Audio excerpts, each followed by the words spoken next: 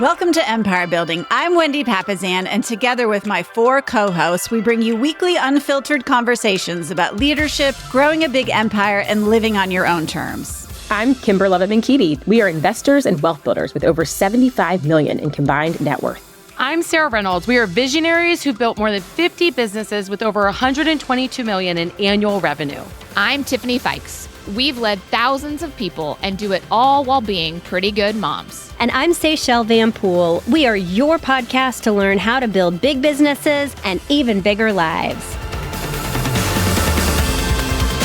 Hey, Empire Builders, it's Wendy Papazan here with another exciting episode of the Empire Building Podcast. And I'm here with my beautiful co-hosts, Seychelle Van Poole Engelpart and Kimber Lovett-Mankiti with all the last names. So hi, ladies. How are you? We just wanted to use the whole alphabet. Why leave some letters out when you can include them all? And you did it beautifully. So good job. Good job, Wendy. Thanks. Thanks, guys. Well, we got a fun episode for you today. We're going to talk about how to build and scale multiple businesses in 10 simple steps. Okay. And so when we say simple, not easy. Of course, building a business is never easy, but we're going to break it down for you today. And this is for people who already own one business and you're on the track of building your empire and you're thinking, gosh, what can I do? Now that I've learned everything I need to know about building my first business, how can I grow and scale and build that empire? And so we're going to break it down for you today and talk about how to do this in 10 simple steps. I'd love for you guys to think about Walt Disney. So Walt Disney was for sure a visionary before his time. And I don't know if you've seen it, but we'll put it in the show notes. There's this incredible graph of kind of the world of Disney. And so I want you guys to think about, as you're building your empire, I want you to think about the world of Walt Disney. So originally, Disney started with cartoons, right? He made black and white films. And if you think about how the Walt Disney Empire has grown today, it's pretty insane. You've got theme parks all over the world. You've got merchandising. You've got television. You've got books. You've got commercials. You've got theme parks. You've got, magazines, all the things. And I don't think there's probably anyone in the world who doesn't recognize that brand. It's pretty iconic. So as you guys are building your empire, I want you to think about Walt Disney and how you can go from where you are to where you want to be.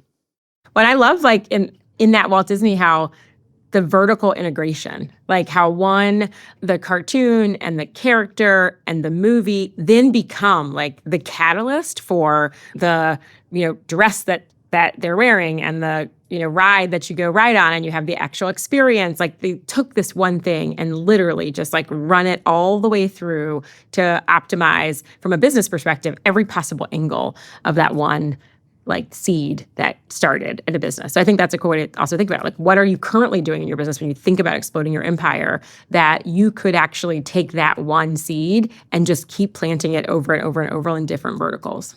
I think that is so smart. And what Walt Disney didn't do was create this mind map where he goes from creating cartoons to then building airplanes to then, having, an underground train tunnel in New York that he then does, and then a skyscraper somewhere else. He tied them all together. And I think, when you're hearing today, Kimber was so wise in saying, think about building on what you're already doing, because departures become a distraction instead of synergistic. And so when we're layering on top of these, the more you can build momentum off of what you're already doing, the faster you're going to get velocity and profit, which is always one of our favorite words, to be able to build and continue going. I love that. All right, so let's dive in. And number one is always start where you are, right? So start with yourself. So step one, it all begins with self-leadership and understanding your specific strengths and weaknesses. Where are your gaps as a leader? And this, I think, is really clear because sometimes we want to go do this hard thing. But actually, where are you showing up in your best strength? Where can you have the biggest impact? And how do you build on that? So there's some great tools. We love Strengths Finder, right? We love being able to start with the power of your strengths. And I love this both self and as a team. It gives me great perspective for my team to understand where their strengths are. What do I bring to the table? What categories? Where are those? You've got execution strengths. You've got visionary strengths. You've got relator strengths. What are the things that really you bring to the table that are already your natural skill sets that you're not having to work hard, you're not having to exert all of this extra energy to execute on, that you can keep and build upon. The KPA, right? For those in our KW family, the KPA is another great tool. The KPA, the DISC, really understanding personality, understanding how people show up, and really leaning into those strengths as you're starting to build and expand on your empire. And ultimately, your core values. You want to build on something that's actually going to align with what your core values are that you can keep building on. Well, and I just want everybody to think about this as like a pyramid. So when I taught this the first time, I want you guys to think of step one as the bottom of the pyramid. So this is the foundation, this is the stability of the pyramid, and then we're going to work our way up. So that step one, know yourself, is at that bottom. And also, too, something that I have learned is actually some of your strongest strengths are also your blind spots. And so having, this is part of the reason why, our circle is so important to us. This is part of the reason why, we love our Her Best Life group and Empire Circle, is because creating self-awareness sometimes actually means having people mirror back to you or, pouring into you, telling you where your strengths are. And yes, it's helpful to see it on a sheet of paper, but, I didn't know my processing speed was as fast as it was until I served on a board with all of you guys. Literally. I literally Lightning McQueen. had no idea that my processing speed was that fast until all of you guys were slow it down. Let me get back to where you are. Yeah, because we all have super fast processing speed. You do. You're just light years ahead of us. Right. Well, I just thought we all were on the same speed, and all of a sudden when you guys would say, wait, hold on, it can be a superpower in a lot of ways, but I actually learned that I had to channel that in specific ways, whereas if we hadn't all been sharing our thoughts and, what we were observing, that would have been a blind spot for me. And I actually would have been ramming ideas down people's throats instead of giving more time for others to process, for others to come up with their own thoughts and ideas. And so I say that as an example to all of you. You probably have some blind spots. You're probably great at a lot of things. And asking your friends, hey, what do you think my strengths are? Your significant other or your coworkers, and sharing back with them allows you to really understand how others perceive you and where your superpowers are to use them to your benefit. Yeah, so step one is to know your strengths, and step two is really to lead yourself. So self-leadership. You can't be a leader without leading yourself. And what that means is to take intentional action on a daily basis to guide and improve your life, your mindset, and your habits. And that really starts with understanding what your priorities are. So if step one is to know your strengths and values and cultivate self-awareness, then in terms of self-leadership, you need to figure out what your priorities are and then focus on what matters most. So those of you that are big fans of the one thing like we are, use the one thing principle, which is what's the one thing that I can do that's going to make everything else easier or unnecessary. And the one thing works in all areas of your life. So a lot of times you'll have your one thing in different areas of your life. It might be health, leadership, your job, your business, et cetera, et cetera. And this one, this is where we have to take those strengths and we have to look in the mirror and say, okay, what do I need to do to show up and do what I said I was going to do? Which a lot of times when you're juggling a lot, when you're managing a lot, when you're building your empire, you're going to have to really get disciplined around, as when you said, the one thing, practicing your time management. How are you time blocking? How are you saying no to be able to say yes to building your empire? You're going to have to delegate. There's going to be some things that you aren't going to be able to do. That focus is actually power. And one of the things this year has been a big theme already for us is the actual difficulty of leadership is helping to simplify and pick the thing, right? Make the decision on what you are going to focus on, what you're betting on to be able to move the ball forward. And that means you're going to have to, your schedule reflects that. So if you're saying, hey, how do I do this? Your schedule really is going to reflect where your priorities are and what you're focusing on. And that allows you to take responsibility and make those decisions to build that big empire. That's so good. Well, and then once you've really built that out, then you get in business with step 3. Step 3 is getting into business with people who complement your strengths. And this also involves the really necessary and often hard task of learning how to hire, how to train, and how to lead people. And so while it sounds like step 3 is just the simple building block, a lot of us spend a big chunk of our careers really learning how to do this well. And the faster and more you practice this, the quicker you get to move to the next step. And so we have some really good series around this on hiring and on building leverage. So we'll put some of those episodes in the show notes for you because, I mean, we could talk about this for 100 hours. And so we'll give you some show notes to go listen to if you're in the hiring training or leading process, some good speed episodes for you on those. Well, and the reason why having a hiring process is super important is that anybody can say anything and you will probably believe them in a 30-minute interview. And it's only when you have a multi-step process that things start to come out. So I think I mentioned this the other day to y'all, but we had a situation where we were taking someone through the process and they were probably 3 or 4 interviews in. And something came up about how they had recently been arrested.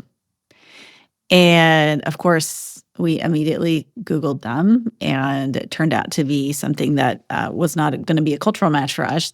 So we were able to part ways with that person even before we hired them. But if we had only had a 30-minute interview with them, I feel certain it wouldn't have come out. And actually, the process is what facilitated the trust, which allowed that person to kind of say what was going on with them. And it saved ourselves from a potential bad hire. So I love that. One, it's so easy to cheat like your first date, but it's really hard to cheat showing up as somebody adapted time and time and time again. And so the real behavior does come out if you slow that process down. yes, for sure.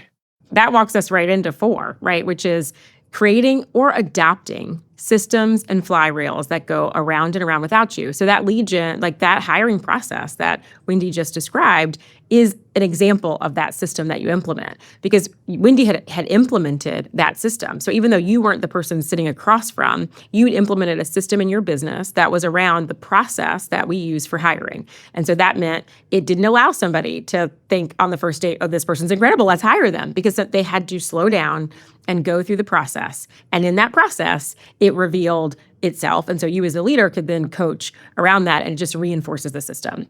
So the goal here is to create a system, and we hear the word flywheel a lot. And I love when we were with our fabulous Empire Circle ladies, someone said, can I just which is, I love, right, when you get a group of women and they can just be like, okay, I don't know what that means. Like, what are you actually talking about when you say flywheel? And we all kind of were like, okay, we know what it means when we hear it, but like we actually were like, okay, well, how do you actually describe it, right? But it's really this framework that literally think about the visual of a flywheel, that you're creating momentum, right? So what you've done something that creates physical momentum, which then that motion, when it continues to spin, it requires less and less and less effort. So Wendy probably did a lot to put that hiring process. A lot of us have done that, a lot of training and education and systems, and it's hard to hold the standard that that's the system. And yet that actually, with a lot less momentum, allows us to cycle out people who aren't actually going to be good matches because we've held to the system. So the beginning, it's hard to implement and hold, but ultimately the momentum of that system is going to make it easier, right? That's your lead gen, your hiring, your financial systems, right? Your checks and balances to make sure that saves a lot of us as we're building empires, that people have certain checks and balances around how money flows in and out of your organization, which ultimately, a lot of effort in the beginning, and is really going to save you over time. So then the next one is one of my favorite words. It is called profit. Step 5 is profit.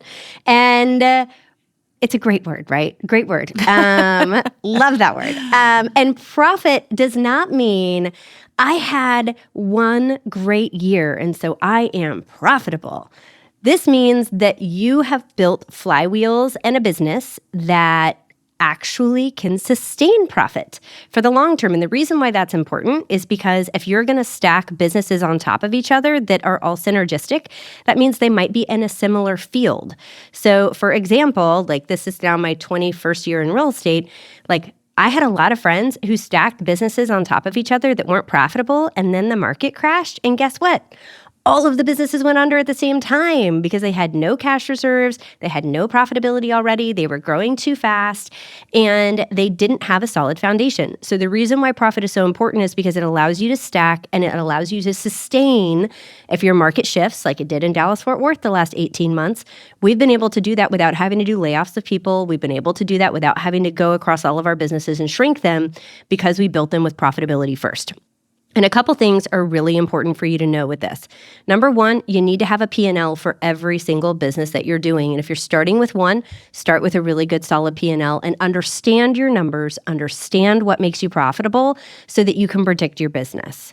The second one. Can I say something about the P&L? Because I don't want to gloss over it. And we've done episodes on the P&L, if that's confusing to you. You also need to like the person that's preparing. You don't need to like them, but you need to have a good relationship with the person who's doing the P&L for you. So it's in so many of my coaching calls with some of our Her Best Life Empire Circle members, they just don't feel comfortable talking to their bookkeeper about changing the P&L. And I just want everyone to understand, like, the P&L is something that you are creating so that you can have a snapshot of the finances of your business.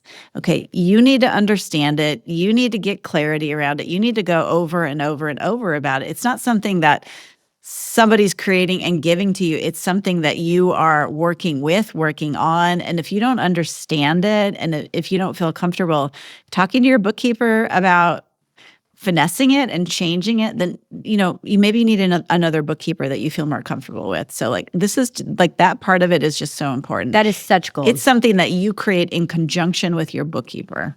And I actually asked specifically early on for a session that was outside of the review just to ask questions. So if you have a review time, set aside an extra session. Like, hey, I want to book an hour where you just explain it. I ask for specific terms. I ask why you put that there. Like, I'm just asking, remove the sort of defensiveness around it and just set aside a separate time to know that I want to ask a lot of questions about this and make sure I really understand the mechanics. Because a lot of times, think about whatever industry you're in, I guarantee use a lot of acronyms, use a lot of things. And it's the same thing in the financial world. And sometimes we just don't know. Like Flywheel, I love that somebody raised their hand and said, I don't know what are you actually talking about? And no question's dumb. Like, just ask a question, because then it's going to unlock your understanding for empire building. Yeah, and it's a time on task over time kind of thing. 100%. And it's not something that's difficult, actually, when you're on the other side of it. It's just something that you have to work your way through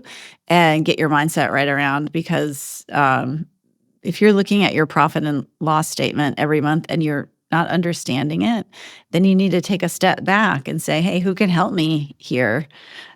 Because it's just that important. Yeah. That's such gold. And something else that I will just say is like a pro tip as well, is in a shifting market, like I'm meeting with my bookkeeper once a week right now. We're not meeting once a month. We're meeting once a week because we're going over the cash flow to make sure the business has the cash that it needs. We're focusing on, are there expenses that have snuck in that we can proactively slash for the next 30 or 60 days? Like, if you don't like this person, having to see them more is not going to help you. So, and you don't have to like them. You just have to feel comfortable with feel them, comfortable or trust them, right? Like, I put like and trust in the same thing because I do like my bookkeeper. Yeah, like I'm less likely to trust someone I don't like. So I need to like you and trust you personally, but that's just me. Yeah. But yeah, it's super important. Wendy, that was such gold you just dropped. Thank you for saying that. The other two things I just want to say on the profit piece. My favorite word. Know the numbers that matter most to your business. Know what your leading indicators are that can drive growth for you, and be clear on what the lagging indicators are so that you don't try to cheat. Because some people look at lagging indicators and say, we're doing great, and they take their foot off the gas. You need to know the leading and the lagging indicators in your business so you know which levers to pull. And the last one, shout out to our dear friend Carissa Acker, is the path is in the math. The more time you spend getting to know your numbers, getting the reps in, understanding how business works, understanding how the financials work, the better off you will be in the long run to build multiple businesses, because you can't cheat this step. Right. So then step 6, we're already at step 6. Woo, woo. Also, you've been in real estate for 21 years. I know that was kind of like a while ago, but it just hit me. Is that like half your life now, or? It is almost half my life. Yeah. Yes. When do you hit that mark when it's half It'll your be life like late this year. Late this year, I will officially have been in real estate Wow. more than I have not. That's weird. Wow. Yeah. That's incredible. Yeah, outside of my family and Nick, it's my longest relationship. So, Aw, that's so sweet. I know. That's so sweet. All right. Well, number 6 is, okay, once you've got your profit, you want to set aside some of that profit. So it's not enough to be profitable and then spend all that money on your stuff. You need to set aside some of that profit. And this is true in your business when you're doing any kind of like lead gen, new lead gen thing that you're doing. So for instance, like let's say you want to start a new newsletter campaign that you're mailing out to all your past clients. You need to make sure that you've got enough money in the bank to do that for as long as you think it's going to take to get a return. So it might be a month, probably more like 3 months or 6 months if it's something that you're mailing. It might even be a year. You might need to set aside enough money for the next year to make sure you get a return on it. The problem is a lot of people don't do that, and then when they don't see a return right away, they basically stop and they continue to do that, and they never get their money back on some of these things that they're investing in. So think about your new business that you're going to create like you would if you were going to buy an existing business. So let's say I wanted to buy a Subway. I know that in order to buy a Subway, I need I think about $250,000 to buy a Subway franchise. Okay, so if I'm going to start a new business, do I have enough money in the bank to kind of to have that runway in order to make it a success? Because you don't want to be 3 months in and then out of cash, and then you have to fold, and then you've just wasted all that money. So, and then really you want to kind of incubate the business out of it, which we're going to talk about in step 9. But you want the businesses to be somewhat synergistic. So like Kimber was saying at the beginning, you don't want them to be totally different. I love it. I love how these are just like flowing together, because that flows us right in. We're already at step 7, which is when you're thinking about how the businesses are synergistic, you know best what problems need to be solved that are tied to the business you're currently in, right? And ideally, that might even drive leads. One of the things we looked at as I was doing a lot of business planning with folks was look at where all of like who you gave business to. So if you're in one business now, where did your business like support other businesses? So did you send a bunch of leads to a handyman service? Did you send a bunch of leads to a property manager? Because you got lots of people that are doing rentals, right? You've done, a lot of leads to a specific vendor. What are those things? And are those things that are either additive, easy to access in your business? Is there a problem, right, that could be tied together? And ideally, back to vertical integration, that could take that same lead and service it multiple ways. We have one of our a phenomenal member of our group that has like interior design, right, side business that's tied to real estate. Well, guess what? Like people now pay her to come into their homes to get it ready for the market, which then feeds her other business. It's a beautiful, like cyclical additive business, and also something that she's passionate about. So is there a problem that you could see solving by the additional business that you're layering on? And as, right, so you said it, I thought amazingly, right? This idea of like if a departure is really a distraction. So if you're staying in that same vertical, how can you keep adding into that vertical to capture additional revenue, ultimately profit, because you're solving a problem? I get a chance to go, we go to a lot of these conferences, and we see a lot of technology in our industry, right, that are all trying to think that they're solving a problem. The only missing component is they never actually talk to the person whose problem they're trying to solve. So they come in and they're like so excited to show us these amazing technologies. And I'm like, did you talk to anybody who would actually use that technology? So they actually haven't truly solved a problem that the person who actually would need to use it would define as a problem. And you're best positioned to do that. So what problem can you solve, and how could you layer it into your business as another empire? Ooh, y'all, with such gold this morning. This is so good. Okay, so to build on that, once you've identified the problem, step 8 is that you need a who, because it can't be you. You cannot run all of these businesses. So you need to have a capable operator. So many people think then they need to add another business, and it needs to be them that goes out and gets their insurance license, or them that goes and gets their loan originator license. And then they have to become the lender. They have to become the contractor, whoever it is. It does not need to be you. In fact, we would prefer it not be. If you're trying to build a business that you own, that's different than a second job that you're taking on. So You need to go out and find capable business owners that this is already their one thing, that they're already really amazing at it, and that by being in business with you, they get to build an even bigger business. They get to build an even bigger world. What a gift. Like, that's such a huge thing. There's a couple different ways in which you can do this. Number one is you can go out and find somebody that already has a book of business or already has a something that they're doing that they're really good at, and partner with them, or like do a joint venture, or find a way to be in business together. Like, we've done it where it's been, we own part of our book of business, but then they have a separate thing. We've had it where we own a business 50-50 together, or there's some sort of a percentage agreement where we own parts of the business. And then we've had it where you go out and you hire a leader that is going to come in. They're going to learn the business. They're capable. We did that originally with insurance. We found someone who would be a great insurance agent, went and got him licensed, paid someone to train him, and then he worked on that book of business. Now, for each of those different components, you get paid differently. And so if somebody is already owning a business, you might own a smaller percentage of that business.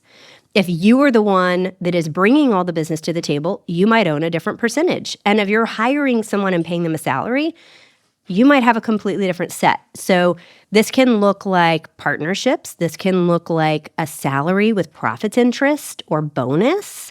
And profits interest means that if that person leaves the company, the profit stays with the company. They're leaving it on the table. Okay, so profits interest is you get the profit percentage as long as you stay with the company.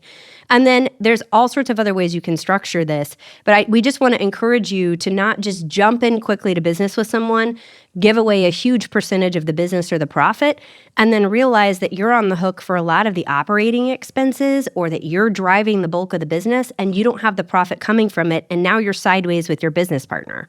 So go in gently on this. Like, really slow down on the compensation structure, really ask a lot of questions for friends who've done this before or people that have done this before, so that you're walking in with a really good setup. And you can always add more, but it's very hard to take it away.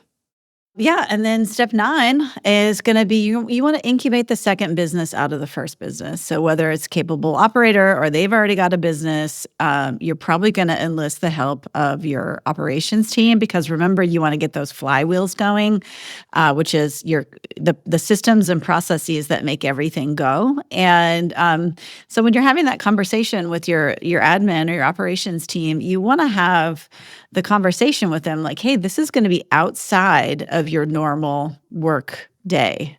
And you're probably going to want to have some kind of incentive for them to work outside of your normal work day. If you come in and they're already working, a full day, and you're throwing other businesses on top of what they do, they're probably gonna leave, or at the very least have a very hard conversation with you. So it's very possible that you could offer them an incentive or a bonus, or offer them a percentage of the profits interest. I think you want to be careful about giving away a lot of your ownership of your business. I see that a lot. If you are starting the business, you did the hiring for the capable operator, your other business is providing the majority of leads, like, you don't need to give up a piece of that business. Like, that business is operating as a result of your influence and your other business. And so you could do what's called profits interest. That's something that Seychelles mentioned, which is you're not actually giving away a percentage of the business, but you are giving away a percentage of the profits. So for instance, you might say to your ops manager, hey, I know this is going to be outside of your normal business, but I'm going to give you a 3.5% profits interest. So all the profit that comes in, if we make $100,000 in profits, you're going to get $3,500 of that. Or if we make $1 million in profit, you're going to get $350,000 of that, whatever that looks like. I have a pro tip for this, and that is a lot of people think that they want to own a percentage of the business. It's a sexy thing to say, right? It's a sexy thing to talk about. But I have had so many conversations with people that are negotiating ownership in a business. And the key question, if you're in negotiation with someone, or you're on the receiving end of this negotiation right now and you're about to jump into business with someone, is if the business has a shortfall in cash, are you willing to forego your salary? And are you willing to put money in? If you are not willing to do either or both of those two things, You do not want a percentage ownership in the business. You want profits interest. Okay? So I always ask that question, and 9.9 out of 10. Liability. Liability if you get sued. Do you want to be named on the lawsuit? Yeah, like, do you want those things? Because if you don't want any of those things, then you actually don't want ownership in the business. You want profits interest. That's what you want. So I want to make sure it's like crystal clear, because 9 out of 10 times people are like, oh, I don't want to put cash in. No, I don't want to like not take a salary. No, I don't want to be listed on a lawsuit. Okay, well then you actually don't want to own the business. You want to be employed and have profits interest. Yeah, well, and profits interest is something that can be passed down. It can be all of that. You know, Jay's got profits interest in a large company affiliated with Keller Williams, very small profits, but that, you know, when he dies, that transfers to me, right? It's pretty remarkable. So it can look like business ownership without all of the liability. Without all the other sides. Yeah, without all the parts the that we don't downsides. want to have that actually can pull that down. I love that. Well, I love step 10 because it just continues with the simplification. It's this idea that we think it's always about how intense we are in something, and really it's about consistency. So step 10 is to go back and repeat steps 3 through 7 until you've built the empire that you want. So it's not about going and trying to continue to innovate and do something new and abandon all the steps. It's actually to go back through and to keep repeating the steps. And that's how you ultimately are going to build multiple empires that are all connected to how you grow and build your business. Fantastic, guys. Well, thanks for joining us today. We want you to go out there and build that big business and an even bigger life. And please leave us a rating, review, or share with a friend. Bye, guys. Bye. Bye, guys.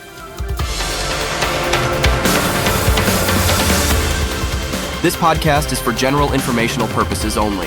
The views, thoughts, and opinions of the guest represent those of the guest and not KWRI and its affiliates, and should not be construed as financial, economic, legal, tax, or other advice.